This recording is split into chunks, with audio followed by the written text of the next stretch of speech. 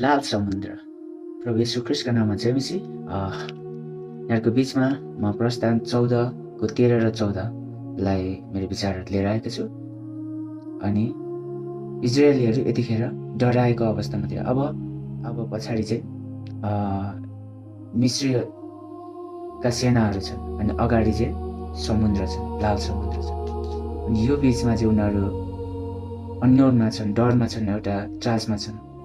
अनि यो बिचमा चाहिँ मूसाले इजरायलीहरूलाई भन्दछ 14 को 13मा, तिमीहरू नडराऊ, स्थिर रहो। तपाईँ र म एकछिन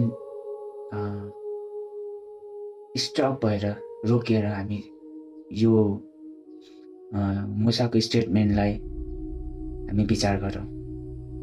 मूसाले के भन्दैछ? तिमीहरू नडराऊ, स्थिर रहो। यसको मतलब मूसासँग समाधान छ। मूसालाई थाहा छ अब के गर्ने भन्ने। यसकारण मूसाले 14 को 14मा पनि इजरायलीहरूलाई भन्दछन्, परमप्रभुले तिमीहरूको निम्ति लड्नु हुनेछ, तिमीहरू केवल स्थिर बस। समुद्रलाई 2 फ्याक गरिकन उभानो जमिनमा भएर इजरायलीहरूलाई लानु भएको छ।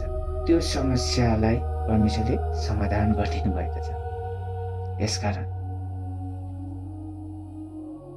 परमप्रभु परमेश्वरले हामीलाई वचनभरि नै हामीलाई के भन्नुभएको छ? नडराऊ।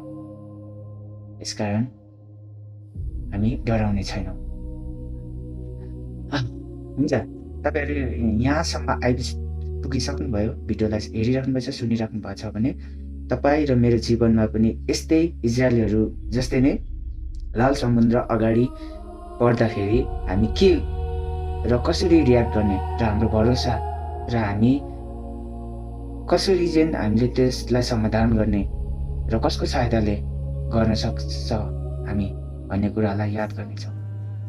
अनि जसरी आज समुद्र हाम्रो परिस्थितिहरू, समस्याहरू, चिन्ता फिक्रीहरू, खाँचो अभावहरू, रोग बिमारहरू हाम्रो अगाडि होलान्, तर परमप्रभु परमेश्वरको वचनमा एउटा कोट गर्छु, यशाया 41 को 10, यसैले नडराऊ किनकि म तिमीहरूको साथमा छु। जसरी यो इजरायलीहरूलाई लाल समुद्र पार गर्नका लागि परमेश्वरले सहायता गर्नुभयो, त्यसरी नै तपाईँ र मेरो जीवनमा अगाडि आएका यस्ता लाल समुद्र, यस्ता समस्याहरू पार गर्न परमेश्वरले नै हामीलाई सहायता गर्नुहुन्छ। यसकारण परमेश्वरले नै भन्नुहुन्छ नडराऊ। यसकारण हामी डराउँदैनौँ किनकि उहाँसँग समाधान छ, उहाँसँग उपाय छ।